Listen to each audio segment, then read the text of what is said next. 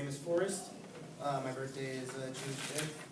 And our tradition in my family is whoever's birthday it is, they get to go out on a nice dinner, whether it be Taco Bell or a fancy restaurant. And me and my little brother, when I was younger at least, I'd always have a friend over or something like that for a sleepover afterwards. And some things throughout history that happened on June 5th, my birthday, was the beginning of the Six-Day War between Israel and the Middle Eastern countries. Battle of France begun during World War II. And the Secretary of State, George Marshall, outlined the Marshall Plan. And important cultural things that happened was the first episode of Howard Stern, when he was based in Memphis, aired. The Truman Show was released.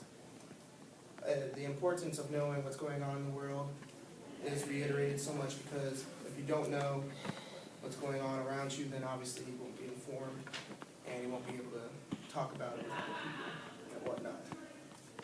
And, or as the saying goes, if you don't know your history, you're doomed to repeat it.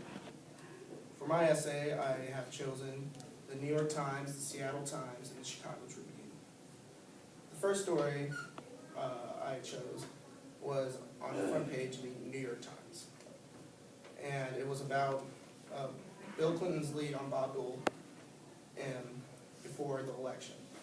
The article talked about how Clinton gained 9 points in favor in foreign policy, kept his overall lead in the head-to-head because of the Republicans' revolution, and all Democrats gained in polls.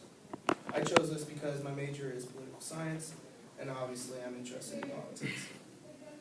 In my Chicago Tribune story, it talks about the battle between the Cubs and the White Sox to be the better team. The article just talked about their draft. The Cubs, with their first overall pick, picked Todd Noel, and he had to decide if he wanted to go to college to the minors. He went straight to the minors, but he didn't end up being anything special. And the other player that the White Sox drafted was Bobby Say. He went straight to the majors, and he turned out to be a solid reliever for the White Sox all the way till 2009, until he retired. And lastly, the article mentioned Chris Benson, who was the first overall pick by the Pirates, but he ended up being one of the biggest busts of all time. I chose this story because I love sports, and I find them very interesting. In my Seattle Times story, it talked about how most people who are terminally ill get granted clemency. It brought up how they don't just get released, but instead they get moved to a hospital so they can actually get the care they need. For example, Kermit William Gottschalk, I can't pronounce it, sorry, was arrested for selling cocaine to an undercover cop, but in jail he contracted AIDS. After testing positive, he was released to a hospital. I chose this one because I just found it interesting how even like the worst people can still get mercy from people.